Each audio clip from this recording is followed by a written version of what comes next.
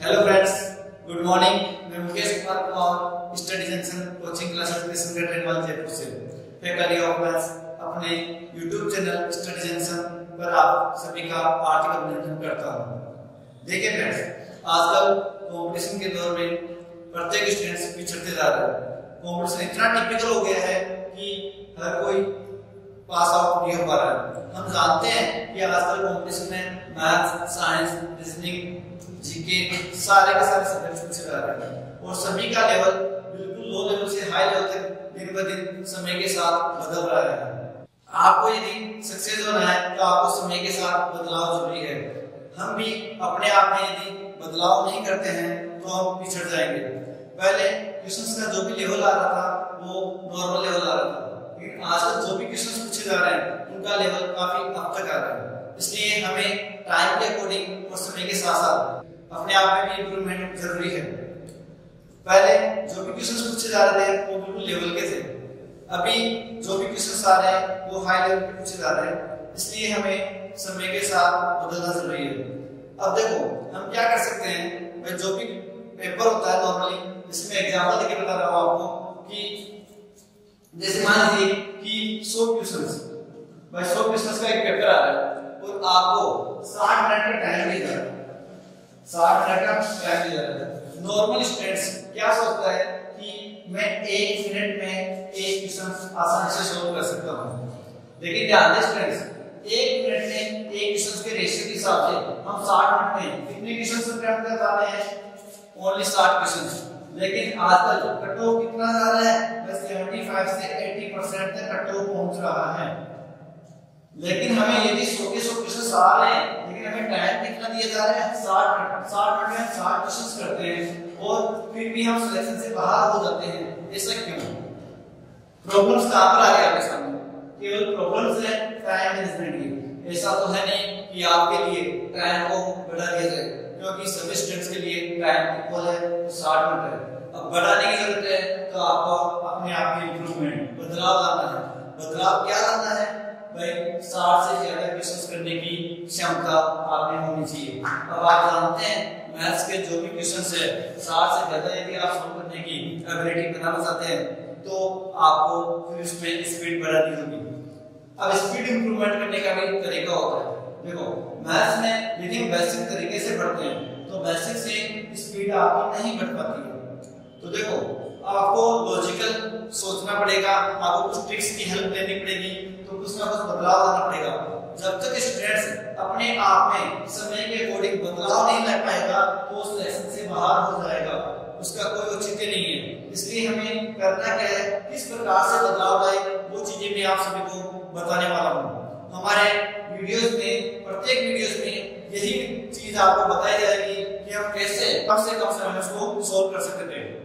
इसलिए मैं बताना चाहूंगा कि आपको स्टडी किस टाइप में करनी है, कैसे क्या पढ़ना है, वो चीज मैं आपको बताने वाला हूँ। तो ध्यान दीजिए, जैसे कि आप सभी स्टूडेंट्स क्या करते हैं, कोई भी टीचर पढ़ाता है तो टीचर पढ़ाता है तो सभी स्टूडेंट्स घर जाकर उसको पढ़ते हैं। मान लिया फर्स्ट दिन जो भी क्लास होती है उसको हम घर जाकर रीड करते हैं। दूसरे दिन या सेकंड क्लास होती है तो उस दिन फिर से स्टूडेंट जाकर घर पे पढ़ेगा, तीसरे दिन फिर से उसको पढ़ेगा। इस प्रकार कंटिन्यू, मान लीजिए कि 10 दिन तक कंटिन्यू क्लासेस होती है तो 10 लेसन्स की क्लासेस स्टूडेंट्स घर जाकर उसको रीड करता है, यानी पढ़ता है। लेकिन क्या आपने देखा है 10वें दिन वाली क्लास वाली जो चीज हम पढ़ते हैं उससे बैक वाली, पीछे वाली चीजें पिछड़ जाती है, यानी हम भूल जाते हैं। बस सभी स्टूडेंट्स की यही कहानी है। जहां तक मैंने 6 साल का मुझे एक्सपीरियंस है, मैंने प्रत्येक स्टूडेंट से देखा है, पूछा है और सुना है, तो बस यही प्रॉब्लम सबके सामने आ रही है। इसलिए इस प्रॉब्लम्स को सोल्व करने का एक तरीका है। वो तरीका क्या है, सभी सामने देखें। देखिए स्टूडेंट्स, मैं ये कहता हूँ कि जो भी चीज आपको फर्स्ट दिन पढ़ाई जाती है उसको आप पढ़ें, बिल्कुल सही बात है। दूसरे दिन जो पढ़ाई जाती है उसको भी आप पढ़ें, वेरी गुड। तीसरे दिन पढ़ाएं उसको पढ़ें, वेरी गुड। लेकिन पढ़ने का तरीका ऐसा नहीं होना चाहिए। पढ़ने का तरीका ये होना चाहिए, पहले दिन आप पढ़ें उसको पढ़ें, दूसरे दिन जो पढ़ाया जा रहा है उसको भी पढ़ें, लेकिन उसके साथ पहले दिन वाली क्लास का भी आप रिवाइज करें। इसी प्रकार तीसरे वाले दिन 1, 2, 3 क्लासों को आप रिवाइज करेंगे, तीनों क्लासेस को आप पढ़ेंगे। इसी प्रकार 10वें दिन तक आपको 1 से लेकर 10 दिन तक की क्लासों का आपको पूरा मैटर चेक करना होगा, यानी रिवाइज करना होगा, उसको अपडेट करना होगा। अब एक बात है कि आपके सामने एक बात जरूर आ रही होगी कि आप ये कह रहे होंगे कि सर ये बताएं हम पहले दिन वाली क्लास को 1 घंटे कर जाकर पढ़ते हैं, दूसरे वाले को 1 घंटे पढ़ते हैं, इस प्रकार आपके अकॉर्डिंग तो 10वें दिन तक आपको 10 घंटे का टाइम चाहिए पढ़ने के लिए। ऐसा नहीं है, क्या आप एक ही चीज को 10वें दिन तक पहले वाली क्लास को 10 टाइम्स नहीं पढ़ रहे होंगे, 10वीं बार पढ़ चुके होंगे, तब तक आप किसी भी चीज को या किसी भी सब्जेक्ट को या किसी भी मैटर को बार बार पढ़ रहे हैं तो जरूरी है क्या उसमें 1 घंटे का टाइम लगेगा?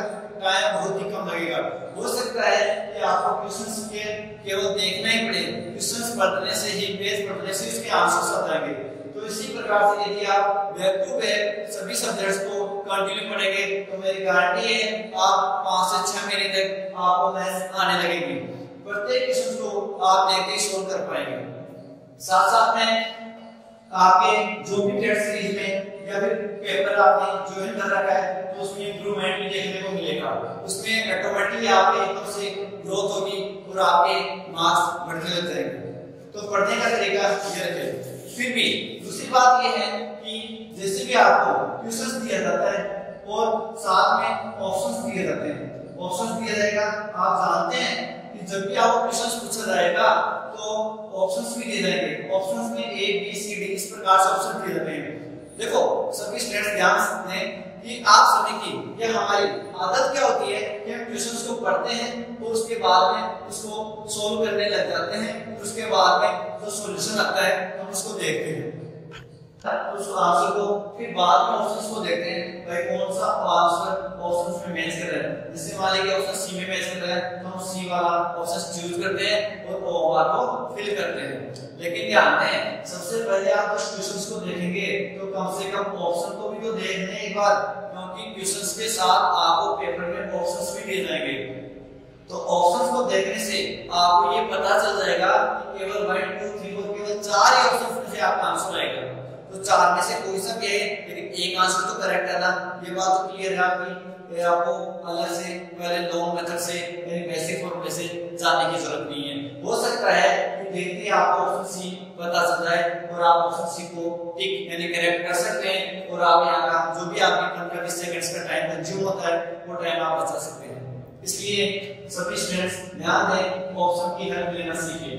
जब तक हम अपना तरीका यानी लॉजिक चेंज नहीं करेंगे तब तक हम अपने आप में इंप्रूवमेंट नहीं ला सकते। सीधी सी बात है, अपनी सोच बदले तो दुनिया बदली रहेगी। भाई जिद करो दुनिया बदलो, तो आपको जिद करना है कि सोच लिया जाए कि बस मैथ्स आपको ऑप्शन से ही सोल्व करना है। बस ये जिद होनी चाहिए, जुनून होना चाहिए कि ऑप्शन को देखो और ऑप्शन से कोशिश करें कि आप आसानी से इसके ऑप्शन से सोल्व करेंगे।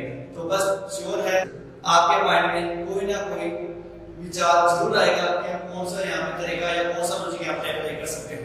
तो इसी से रिलेटेड मैं आपके सामने कुछ क्वेश्चंस लेकर आया हूँ और आज हम बात करेंगे चैप्टर है अपना रेशियो। तो रेशियो में मैं कुछ क्वेश्चंस बताने वाला हूँ जो आज तक किसी प्रीवियस एग्जाम्स में पूछे गए, जैसे एसएससी, बैंक, रेलवे, इस एग्जाम्स में पूछे गए क्वेश्चन से लेकर आया हूँ और वहाँ पे जो भी आपको पेपर में ऑप्शंस दिए गए थे वो ऑप्शंस में आपको साथ में लेकर आया हूँ। वहाँ पर जो भी ऑप्शंस दिए गए थे वो ऑप्शंस भी आपके सामने हैं, तो आप आसानी से देख पाएंगे कि मैं कैसे ऑप्शंस में अपने लॉजिकली तरीका अप्लाई करता हूँ। तो आप भी अपना ध्यान यहाँ पे देना और हम कैसे बेसिक फॉर्मूले के बजाय शॉर्ट ट्रिक्स अपना सकते थे, यानी अपना समय बचा सकते थे। तो ध्यान दें, बात करते हैं रेशियो की। ठीक है, अपना चैप्टर है रेशियो, जिसमें जो भी क्वेश्चंस है एग्जाम वाले मैं 1 बाय 1 आपको बताना चाहूंगा। क्वेश्चन नंबर फर्स्ट है, देखिए रेशियो में बिल्कुल बेसिक क्वेश्चंस है। यदि A अनुपात B बराबर 2:3 जो है B अनुपात C बराबर 5:7 हो तो A अनुपात B अनुपात C इक्वल क्या है। ऑप्शंस भी आपके सामने, मैं ऑप्शंस लिख देता हूं। ऑप्शन A 10:21:15, ऑप्शन बी है आपका 21:10:15, ऑप्शन सी है आपका 10:15:21। ऑप्शन बी है आपका 10:9:21। देखिए स्टूडेंट्स, क्वेश्चन आपके सामने, यदि a अनुपात b बराबर 2:3 है व b अनुपात c बराबर 5:7 है, तो आपको ये पूछा गया है कि a अनुपात b अनुपात c यानी तीनों का रेगुलर रेशियो आपको फाइंड आउट करना है और आपके सामने ऑप्शंस दिए हुए हैं। तो ध्यान दें, हम ऑप्शन की हेल्प से कैसे इसके आंसर चंद सेकंडों में ला सकते हैं। बेसिक तरीका बात बताता हूं। हम जानते हैं कि a अनुपात b 2:3 है, तो कभी भी a रेशियो b यानी a अनुपात b 2:3 से चेंज नहीं हो सकता, 2:3 नहीं रहेगा। तो मैं ये भी कह सकता हूं कि a अनुपात b है तो 2:3 यानी इसमें 3 का भाग जाएगा, उसमें 2 का भाग जाएगा। आप यहाँ पर चेक कर सकते हैं कि इसमें 2 का भाग आ रहा है, यहाँ पे नहीं जा रहा है, यहाँ पे जा रहा है, यहाँ पे जा रहा है। तो मैं कहता हूँ ऑप्शन बी नहीं हो सकता, क्योंकि a की वैल्यू 2 है तो 2 से डिवाइड होनी चाहिए। फिर b का मान कितना है, 3 है, तो 3 से डिवाइड होने वाला आंसर होना चाहिए। 3 से डिवाइड, इसको तो हमने इग्नोर कर दिया, ये इसमें बात जा रहा है, इसमें भी जा रहा है, इसमें भी जा रहा है, ठीक है, तो ये भी हो सकता है। अब आगे बात कर रहे हैं b और c। फिर से हमें b अनुपात c दे रखा है, वो 5:7 है। फिर से मैं कह सकता हूं b में 5 का भाग जाएगा और c में 7 का भाग जाएगा। तो b में 5 का भाग जाने वाली वैल्यूज ये नहीं है, ये तो कट गया था, ये है और ये नहीं है, तो जो नहीं है उसको हटा दीजिए, क्योंकि b में 5 का भाग इसमें भी नहीं जा रहा है, इसमें भी नहीं जा रहा है। अब केवल आपके सामने ऑप्शन ए की बचा है, वो ऑप्शन है सी।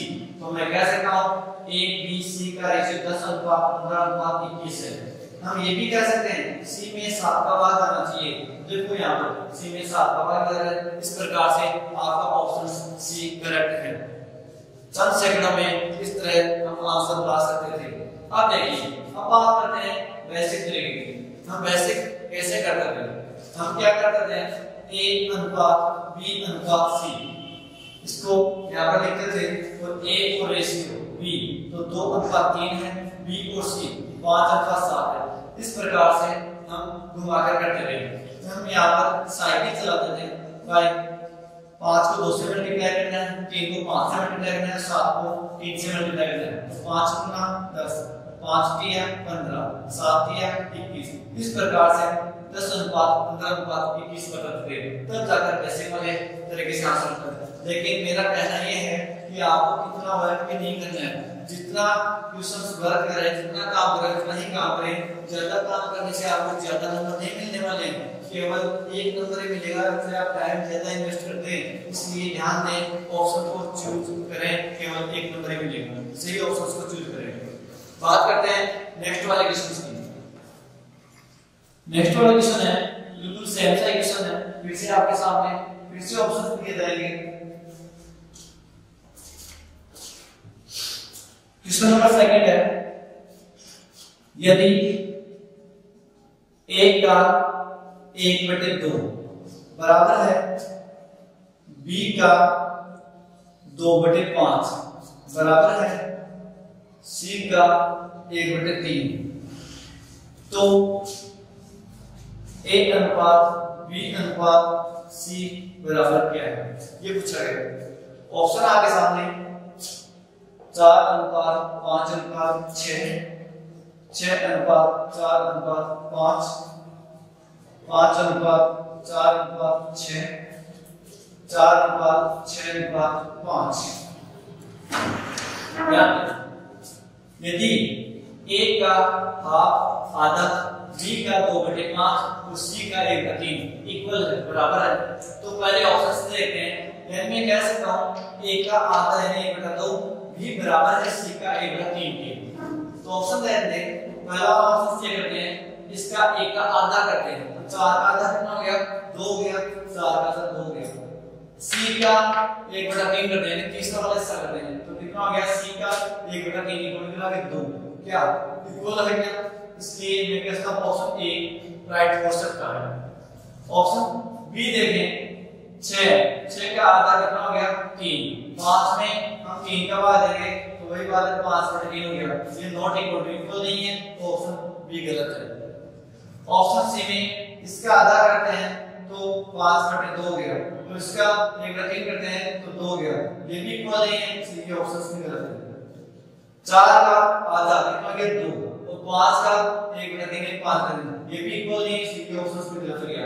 तो मैं कह सकता हूं कि ऑप्शन ए इज करेक्ट है। आपको कुछ नहीं करना है स्टूडेंट्स, केवल इतना देखना है कि ऑप्शन में ये वाले लॉजिक कहां पर अप्लाई कर सकते हैं, बस ये लॉजिक अप्लाई हो गया तो ये आपका आंसर है। यदि हम इसको बेसिक से करेंगे तो बेसिक से फिर से कोई तरीका अप्लाई करना होगा, इसलिए बस यही तरीका अप्लाई करें। ठीक है, बात करते हैं नेक्स्ट वाले क्वेश्चन की। नेक्स्ट वाला क्वेश्चन है क्वेश्चन नंबर 3।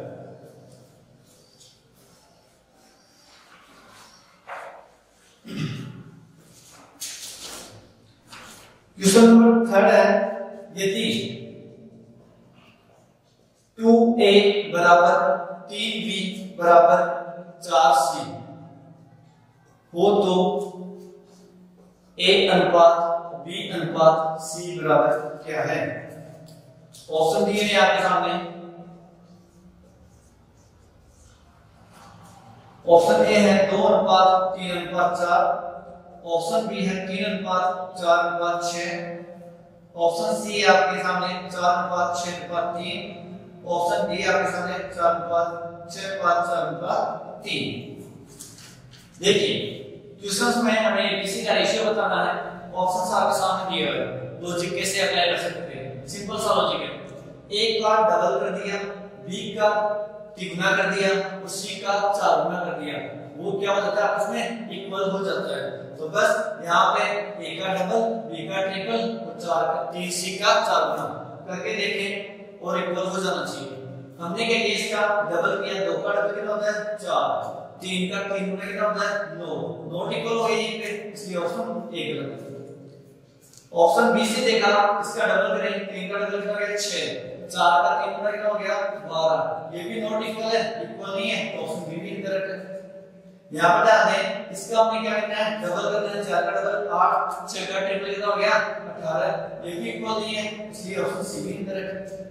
इसका हमें क्या करना है, डबल करना है 12, इसका क्या करना है ट्रिपल करना है 4 के 12, और इसका क्या करना है 4 गुना करना है, तो 4 3 जो का 12, ये सभी इक्वल है, इसलिए option B is correct.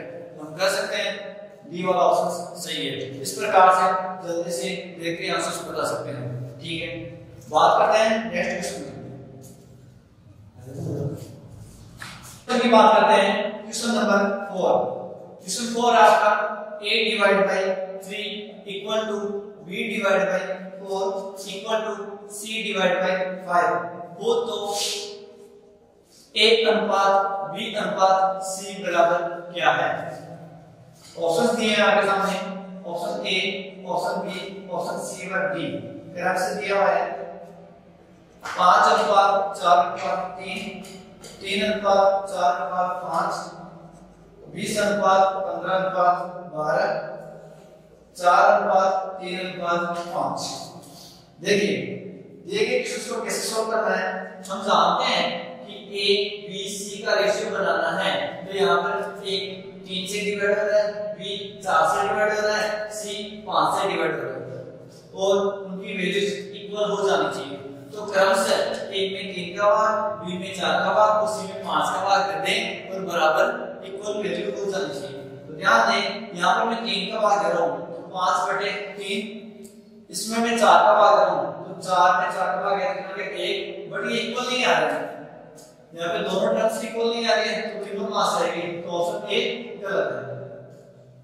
Option B में देखते हैं, 3 से डिवाइड किया, इसको 3 से डिवाइड किया तो 1, इसको 4 से डिवाइड किया तो 1, इसको 5 से डिवाइड किया तो 1, सभी के सभी टर्म्स तीनों टर्म्स इक्वल है क्या, इक्वल है, तो ऑप्शन बी करेक्ट है। बाकी समय मैच करने की कोई जरूरत नहीं है, हमें केवल जहां पर ऑप्शंस मिल गया तो बस वही आंसर है। बस जितना काम करना है उतना ही काम करें, ज्यादा काम करने से कोई एक्स्ट्रा नंबर नहीं मिलेगा। ओके, नेक्स्ट वाला क्वेश्चन आपके सामने।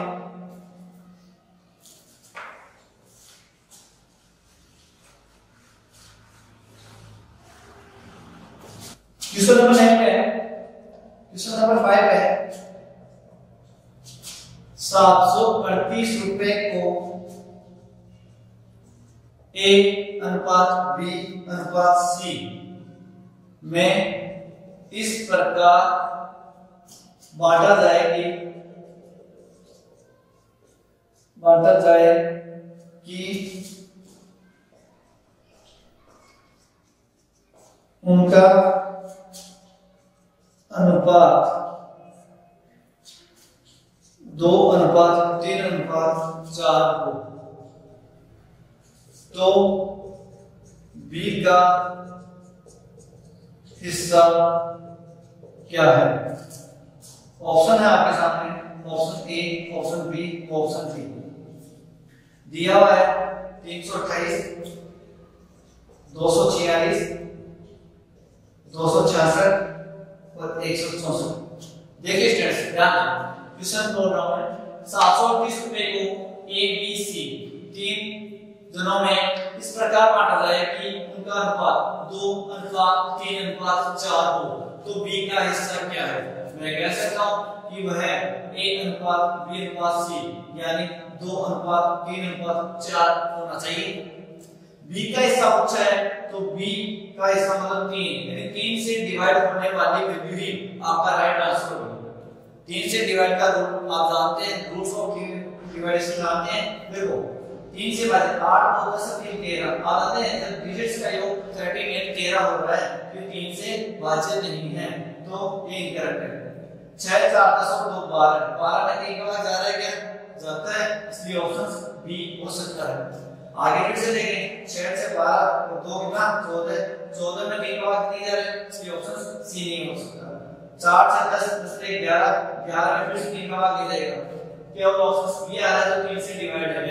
तो मैं कह सकता हूं 246 आपका दिए गए क्वेश्चंस का राइट आंसर है। आपको करना कुछ नहीं है, केवल लॉजिक लगाना है कि कैसे हम 5 सेकंड में आंसर ला सकते हैं। यदि आप बेसिक से करेंगे तो फिर से आपको वही टाइम वेस्ट होगा, कम से कम 30-40 सेकंड तो लगे जाएगा। ठीक है, बात करते हैं नेक्स्ट क्वेश्चन की।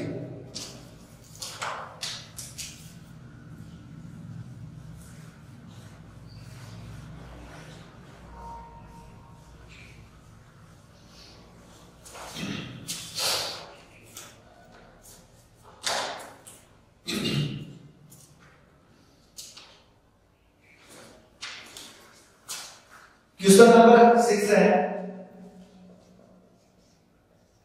720 रुपए की धनराशि ए बी सी इस प्रकार बांटी जाए, ए बी सी में इस प्रकार बांटी जाती है कि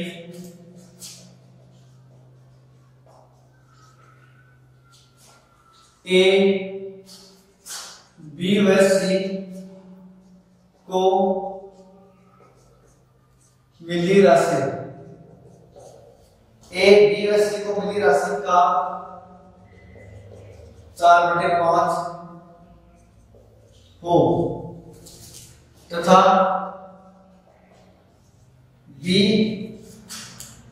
सी का 2/3 हो, तो ए बी सी क्रमशः है। तो ए बी सी की राशि फाइंड आउट करनी है। ऑप्शन है आपके सामने 320, 160 और 140, सो 240 है। नेक्स्ट वाला ऑप्शन है 300, 160 और 260 260। तीसरा वाला ऑप्शन है 480, 80 और 160। चौथा वाला ऑप्शन है 350, 150 और 220। देखिए फ्रेंड्स, इसको मैं रिपीट कर रहा हूं।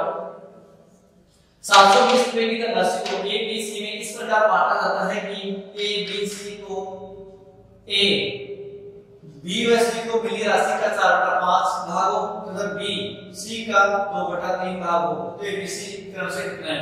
यानी बी को सी को मिलने वाली राशि का 4/5 भाग ए को मिलता है और बी को सी का 2/3 मिलता है, यानी बी को सी का 2/3 मिलता है।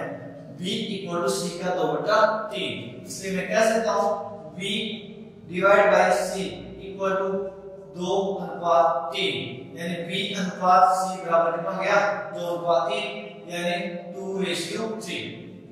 b बी में 2 का भाग जाना चाहिए, सी में 3 का भाग जाना चाहिए। बात क्लियर है क्या? क्लियर है। तो ध्यान दें, सी में 3 का भाग जाना ही चाहिए। सी में 3 का भाग जा रहा है क्या? जा रहा है। सी में 3 का भाग जा रहा है क्या? नहीं जा रहा है। 160 में फिर से नहीं जा रहा है, 220 में फिर से नहीं जा रहा है। बस आपके सामने आंसर है ऑप्शन ए। भाई 3 का भाग जाना ही चाहिए, तो मैं कह सकता हूं A equal to 320, B equal to 160 और सी इक्वल टू 240। या फिर मैं ये भी कह सकता हूं बी और सी का रेशियो 2:3 होना चाहिए। तो ध्यान दें 8 गुना 16 8 के 24 यानी 80 से काट दें तो 2:3 यहां पर हो रहा है। तो ऑप्शन ए इज करेक्ट है। बात करते हैं नेक्स्ट वाले क्वेश्चन की।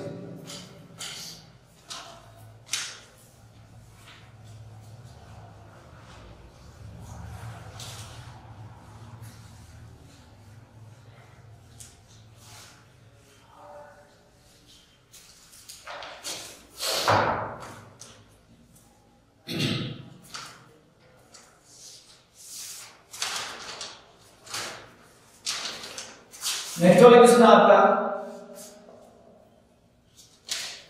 दो संख्याओं का अनुपात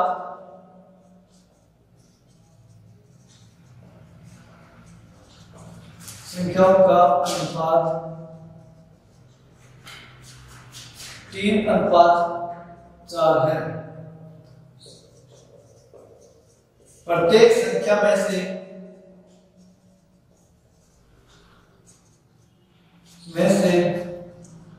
दो घटा दिए जाएं तो अनुपात 7:10 हो जाता है।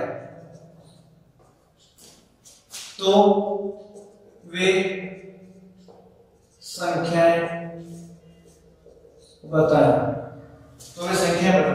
ऑप्शन आपके सामने 19 व 21, 12 व 16, 12 व 9, 9 व 12। देखिए क्वेश्चन नेक्स्ट वाला क्वेश्चन नंबर 7 है। दो संख्याओं का अनुपात 3:4 है। प्रत्येक संख्या में से दो घटा दिए जाएं तो उनका अनुपात 7:10 हो जाता है। तो वे संख्या बताएं। हम जानते हैं जो भी वे संख्याएं हैं ए या बी वो 3:4 में है। उन संख्याओं में से हमें दो घटाना है, दो घटाने के बाद में 7:10 हो जाना चाहिए। तो ध्यान दें 3:4 में कौन कौन सी संख्याएं हैं? 4 का भाग बी वाले में जाना चाहिए और ए वाले में 3 का भाग जाना चाहिए। 4 का भाग नहीं जा रहा है, 4 का भाग जा रहा है, 4 का भाग नहीं जा रहा है, 4 का भाग जा रहा है। लेकिन ए वाले में 3 का भाग जा रहा है, 3 का भाग जा रहा है, 3 का भाग जा रहा है। यानी ये 3 और 4 के अनुपात में ऑप्शन बी है, ऑप्शन डी। हम दो ऑप्शंस को इग्नोर कर चुके हैं, ऑप्शन ए और ऑप्शन सी को। अब हमारा राइट आंसर होगा वो बी और डी में से हो सकता है। देखिए इतना काम करने से आपके राइट ऑप्शंस नहीं मिला आपको, इसलिए थोड़ा सा वर्क और करना है। यानी आपको थोड़ी और दिमाग लगाना है, थोड़ा सा लॉजिक और लगाना। यानी मान लिया जाए कि 12 और 16 है तो इसमें से 2 घटा दिया जाए और इसमें से 2 घटाते हैं तो 7:10 हो जाना चाहिए। तो ध्यान दें इसमें से 2 घटाया जाता है तो 10 आ गया, इसमें से 2 घटा दिया जाए तो 14 आ गया। रेशियो इनका हो गया 5:7। चूंकि 7:10 होना चाहिए, ये तो 5:7 है, इसलिए ये वाला ऑप्शन भी इनकरेक्ट है, यानी गलत है। जो बच गया वो आपका आंसर होना ही है। 2 घटाकर देख लें, 2 घटा दिया 7, 2 घटा दिया 10, तो 7:10 हो गया। ऑप्शन बी इज करेक्ट है। ओके, नेक्स्ट वाले क्वेश्चन की बात करते हैं।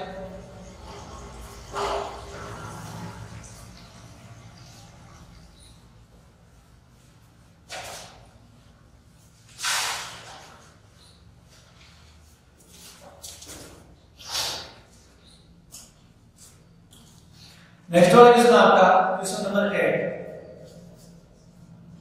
एक त्रिभुज के कोण क्रमशः 2:3:4 में है। सबसे छोटे कोण के दोगुने, सबसे छोटे कोण के दोगुने तथा दूसरे सबसे बड़े कोण के तिगुने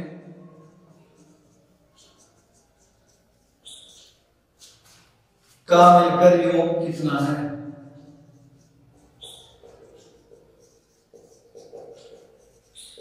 कितना है? ऑप्शन है आपके सामने 250, 200, 260 और 220। ध्यान दें त्रिभुज में 3 एंगल होते हैं।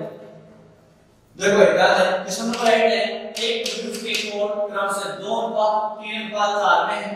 सबसे छोटे कोण के 2 गुने तथा दूसरे सबसे बड़े कोण के 3 गुने का मिलकर योग कितना है? ऑप्शन आपके सामने एबीसीडी 250, 200, 260 और 220। हम जानते हैं कि त्रिभुज में 3 एंगल होते हैं। तीनों एंगल्स का रेशियो 2:3:4 है। सबसे छोटा कोण ये वाला है, ए वाला, उससे बड़ा कोण बी वाला है, सबसे बड़ा कोण सी वाला है। हम अनुपात देकर बता सकते हैं। तो सबसे छोटे कोण का डबल यानी 2 गुना, तो सबसे छोटे कोण का 2 गुना कर दिया जाए यानी 2 × 2 और दूसरे सबसे बड़े कोण का कितना? सबसे बड़ा ये, दूसरे सबसे बड़े वाले, तो दूसरे सबसे बड़े कोण का कितना कर दिया जाए? 3 गुना कर दिया जाए, उनका योग कर दिया जाए। तो 2 गुना 4, 3 दिया 9, 9 4 कितने हो गए? 13, यानी 13 से भाज्य वाला ही अपना ऑप्शन होगा। ध्यान दें 13 का मान 250 में नहीं रहता है, 200 में रहता है, 260 13 तो 26 है, 20 बार चला गया तो 220 में नहीं रहता है।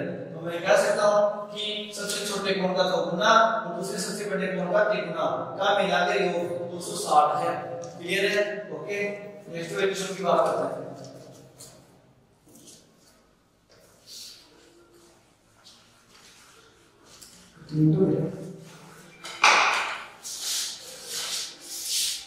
लाइन आपका एक चिड़ियाघर में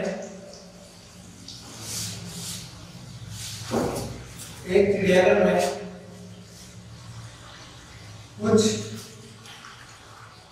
खरगोश और कुछ कबूतर हैं।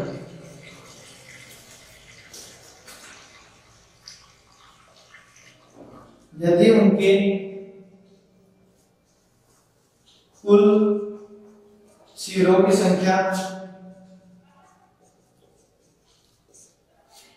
100 तथा कुल पैरों की संख्या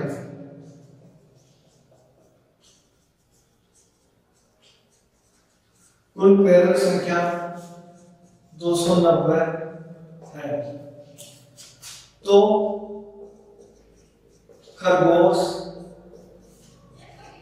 कितने हैं? तो खरगोश कितने हैं? ऑप्शन आपके सामने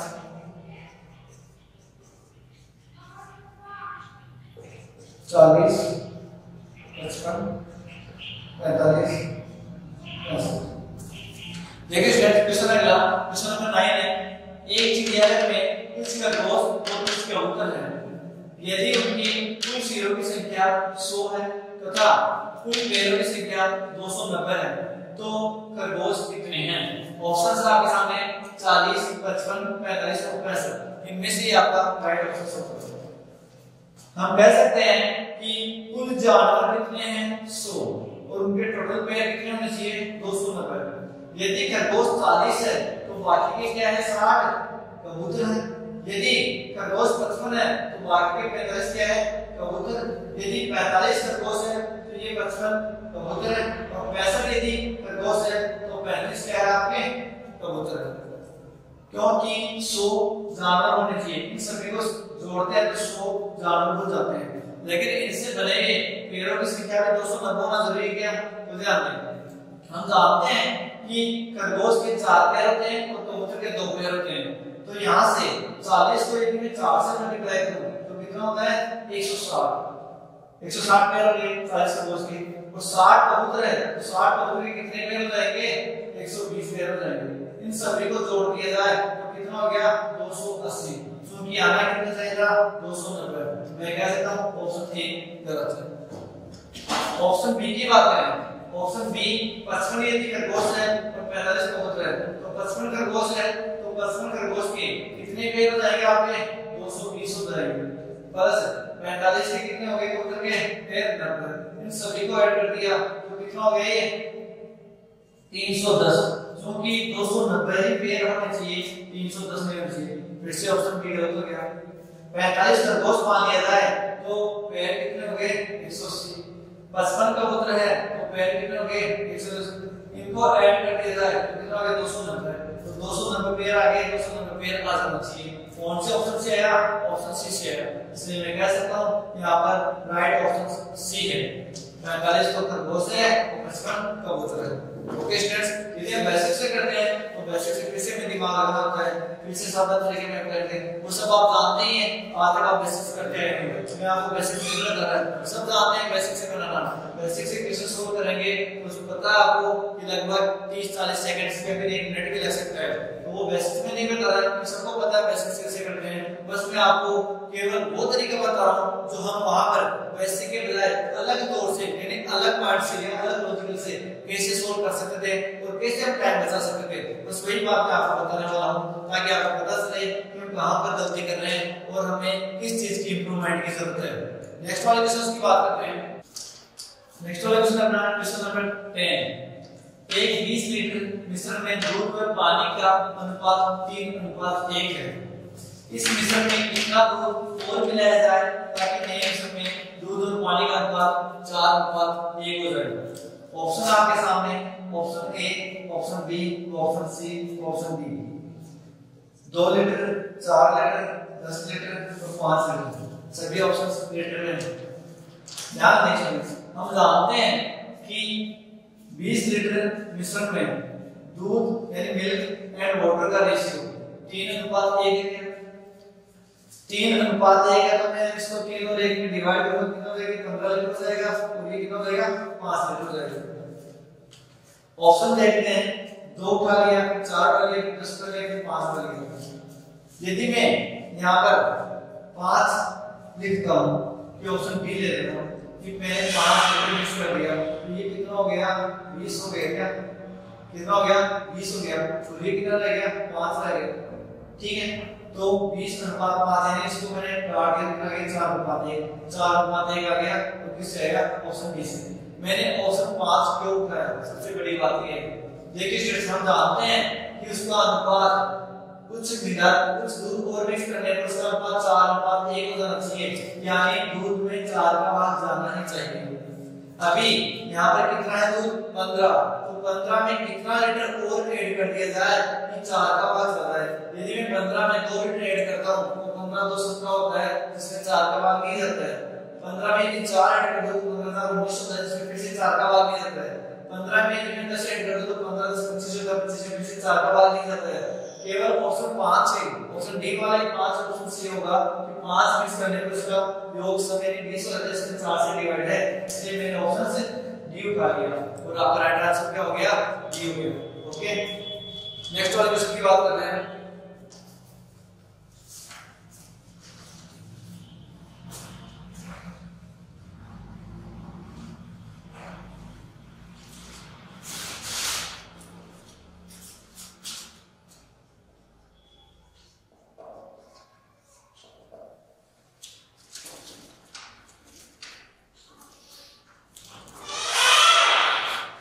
नेक्स्ट वाला क्वेश्चन है क्वेश्चन नंबर 11। राम व श्याम की वर्तमान आयु का अनुपात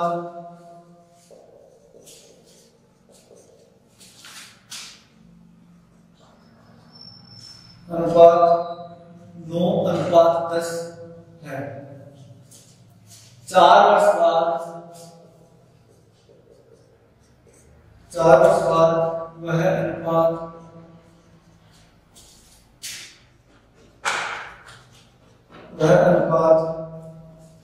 11:12 हो जाता है।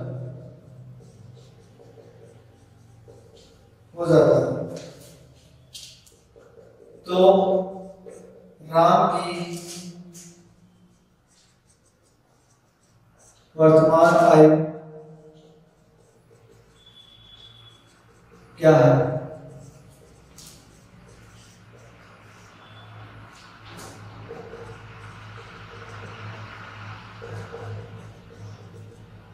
18 वर्ष, 27 वर्ष, 20 वर्ष और 24 वर्ष। Question number next, question number 11 आपका, राम व श्याम की वर्तमान आयु का अनुपात 9:10 है। 4 वर्ष बाद वह अनुपात 11:12 हो जाता है, तो राम की वर्तमान आयु क्या है? तो राम की वर्तमान आयु क्या है? ध्यान दें, वर्तमान आयु का अनुपात कितना है? राम व श्याम की वर्तमान आयु का अनुपात 9:10 है। मैं कह सकता हूं कि राम की आयु में 9 कब आ जाएगा और श्याम की आयु में 10 कब आ जाएगा। क्योंकि आपको केवल राम की आयु ही पूछी गई है, इसलिए 9 का बाद आने वाला आंसर आएगा। यहाँ पर देखें 9 का बाद आने वाला ऑप्शन ए 18 में 9 का बाद आ रहा है और ऑप्शन बी 27 में 9 का बाद आ रहा है। ऑप्शन सी व डी में 9 का बाद नहीं जा रहा है, इसलिए मैं कह सकता हूँ कि ऑप्शन सी व डी आपका राइट आंसर नहीं हो सकता है। ऑप्शन केवल ए और बी में से आपका राइट आंसर होगा। लेकिन ध्यान दें, अभी तक आपने ये देखा है कि 2 ऑप्शंस आए, तो 2 ऑप्शंस में से आपको फिर से क्या करना है वो देखें। 4 वर्ष बाद में उनका अनुपात, 4 वर्ष बाद में उनका अनुपात कितना हो जाना चाहिए? उनका अनुपात 11:12 हो जाना चाहिए। यानी मैं फिर से कह सकता हूँ 4 वर्ष बाद में राम की जो भी आयु होगी वह 11 से डिवाइड हो जाएगी, यानी 11 से विभाजित हो जाएगी। तो यहाँ पे देखिए 18 में 4 साल जोड़ दिया तो 18 और 4 कितना हो गया? 22 हो गया, जो कि 11 से विभाज्य है, इसलिए आपका ऑप्शन ए सही है। 27 में 4 जोड़ने पर 31 आता है, जो कि 11 से विभाज्य नहीं है, इसलिए ऑप्शन बी इनकरेक्ट हो गया। यहाँ पर पता चल गया कि ऑप्शन ए आपका करेक्ट आंसर है। इस प्रकार से बता देंगे कि ऑप्शन ए है 18 वर्ष आपके राम की आयु होगी। ओके, नेक्स्ट वाले क्वेश्चन की बात करते हैं। नंबर 12 आपका, 4 वर्ष पहले सीता व गीता की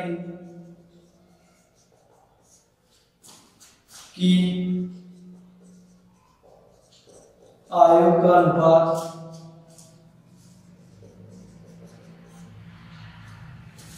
3:7 था, 3:7 तथा 4 वर्ष बाद उनकी आयु का अनुपात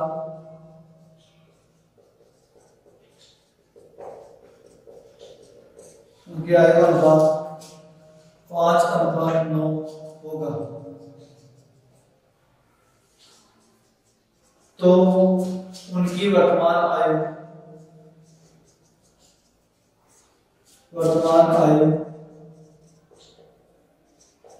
ज्ञात करें। तो उनकी वर्तमान आयु ज्ञात करें। ऑप्शन है आपके सामने,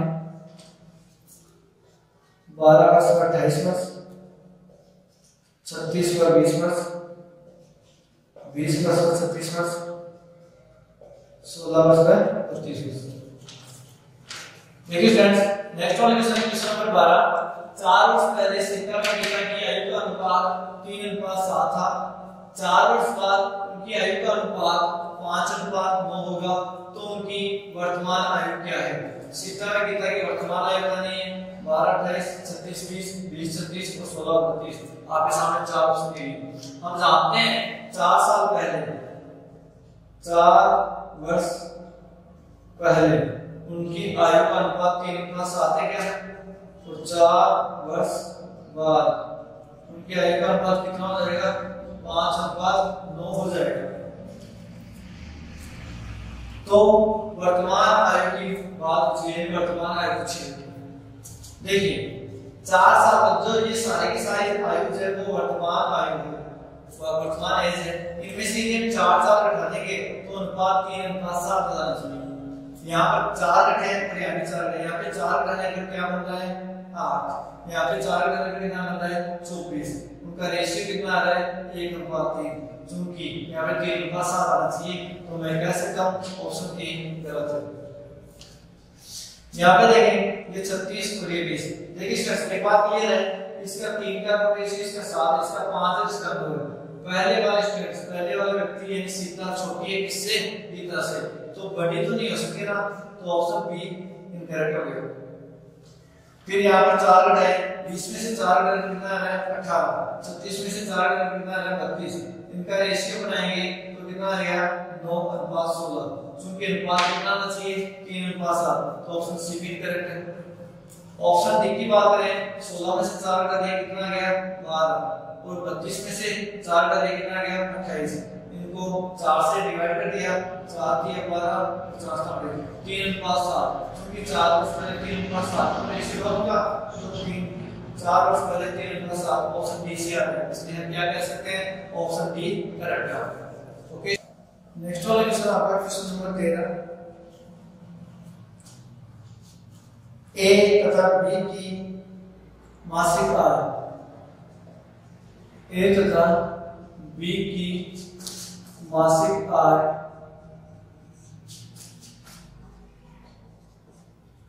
4:3 में है तथा उनके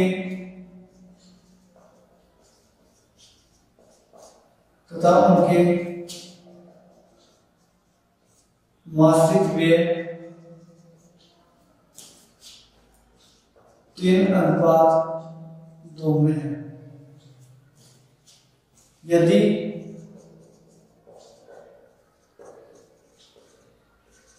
यदि माह के अंत में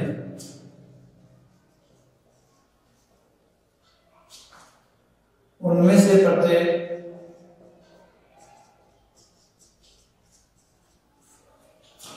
4500 रुपए की बचत करता है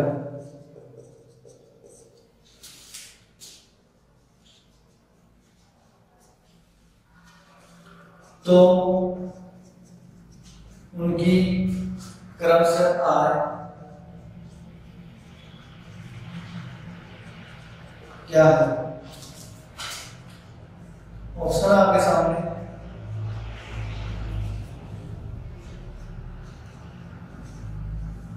12,000 पर 8,000, 15,000 पर 18,000, 18,000 पर 13,500,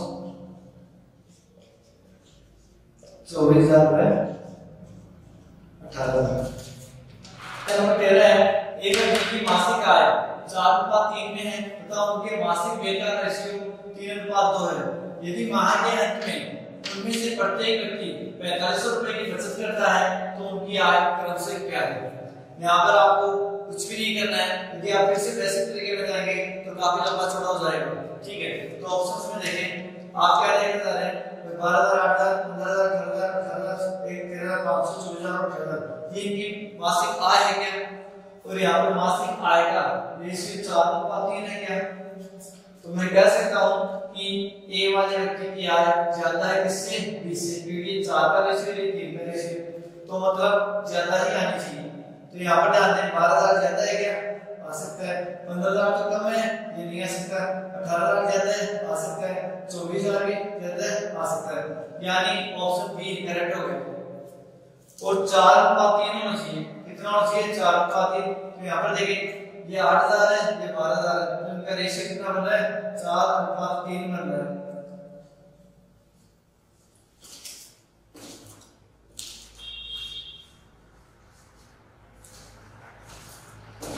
देखिए क्वेश्चन नंबर नेक्स्ट है क्वेश्चन नंबर 13, ए तथा बी की मासिक आय 4:3 में है तथा उनके मासिक व्यय 3:2 में है।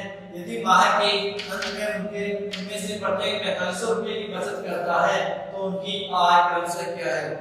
हमें पता है कि उनकी आय 4:3 में ही है।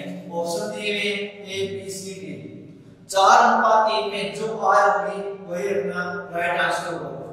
यदि 12,000 और 8,000 किस अनुपात में है, ये 3:2 में है, 4:3 में नहीं है, तो ऑप्शन ए गलत है। 15,000 और 18,000 किस अनुपात में है, 5:6 में है, 4:3 नहीं है, तो ऑप्शन बी भी करेक्ट है। 18,000 और 13,500 ये कितना हो गया, इसको 4500 से काट देंगे 4:3 बन जाएगा, तो ऑप्शन सी हो सकता है। इसको 6 से काट दिया तो 4:3 फिर से बन गया, तो ऑप्शन बी, यानी ऑप्शन सी और ऑप्शन डी में से अपना एक राइट आंसर होगा। लेकिन ध्यान दें दोनों थोड़े हो सकते हैं, नहीं भाई। तो ध्यान दें यहाँ पर 4500 रुपए की बचत प्रत्येक व्यक्ति करता है, और यदि मैं आय में से यदि बचत माइनस कर दूं, यदि आय में से बचत निकाल दी जाए तो क्या बन जाता है, खर्चाई व्यय बन जाता है, और व्यय का अनुपात 3:2 बन जाएगा। तो ध्यान दें 4500 रुपये इसमें से घटाएं और 4500 इसमें से घटाएं। इसमें से 4500 घटाने पर कितना मिलेगा आपको, 13500, और इसमें से 45 का देर कितना मिल गया आपको, 9000। ठीक है, तो 13500 और 9000 का रेशियो क्या बनेगा, 4500 से काट दिया 2, 4500 से काट दिया 3:2, यानी 3:2 उसका व्यय का अनुपात हो गया। तो ऑप्शन सी इज करेक्ट है। यदि आप यहाँ पर भी 4500 माइनस करते हैं तो आपका 3:2 नहीं आएगा, तो इसलिए ऑप्शन डी गलत हो गया। तो मैं कह सकता हूँ ऑप्शन सी इज करेक्ट है। नेक्स्ट वाले क्वेश्चन की बात करते हैं। क्वेश्चन नंबर नेक्स्ट है,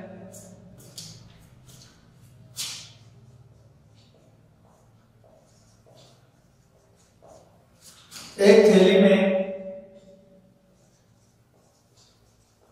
50 पैसे, 25 पैसे तथा 10 पैसे के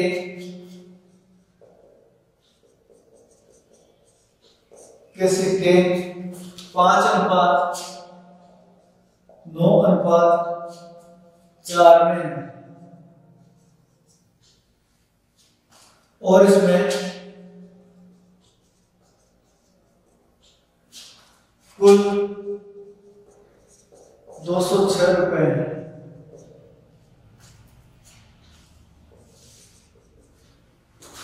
तो प्रत्येक प्रकार के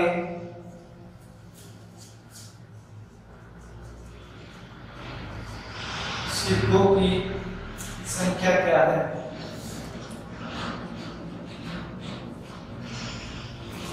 ऑप्शन आपके सामने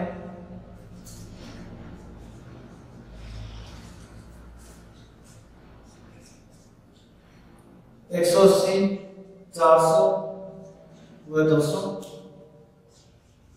150, 400 व 280, 200, 360 व 160, 220, 300 व 180।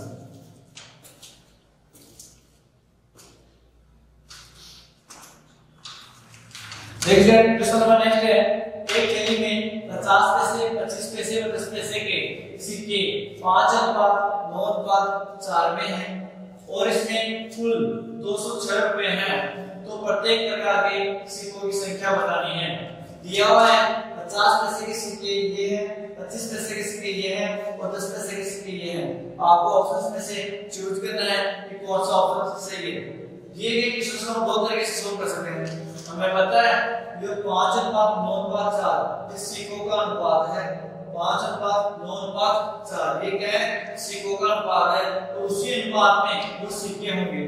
मैं कह सकता हूँ सबसे कम सिक्के कौन से हैं, 10 पैसे वाले, उससे ज्यादा वाले सिक्के 50 पैसे के, सबसे ज्यादा 25 पैसे के सिक्के।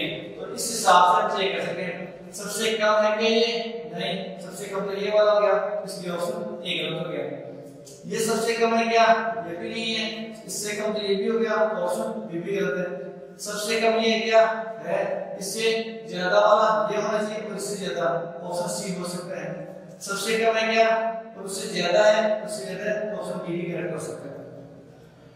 इनका सरल अनुपात बनाने पर 5:9:4 आ जाना चाहिए, वही परिणाम राइट आंसर है। या फिर मैं कह सकता हूँ पी वाली वैल्यूज में, यानी 25 पैसे वाले में 9 का भाग जाना चाहिए, तो 9 का भाग इसमें 300 में नहीं जा रहा है, इसलिए ऑप्शन डी गलत हो गया। इसमें जा रहा है, ऑप्शन सी करेक्ट है। एक तरीका ये है। दूसरा तरीका होगा, हम जानते हैं कि यहाँ पर 200 जो सिक्के हैं वो 50 पैसे के हैं, यहाँ पे 360 जो सिक्के हैं वो 25 पैसे के हैं, और यहाँ पे 160 सिक्के हैं वो 10 पैसे के हैं। इनसे रुपए बनाना है, तो 200 सिक्कों में 2 का भाग तो रुपए बन जाएगा, 360 में मैं 4 का भाग दूं तो रुपए बन जाएगा, और 160 में 10 का भाग दूं तो रुपए बन जाएगा। तो इनका मूल्य कितना हो जाना चाहिए? 206 हो जाना चाहिए।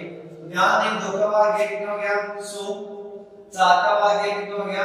90, और 10 का भाग कितना हो गया? 16। इन सभी को ऐड कर दिया तो कितना हो गया?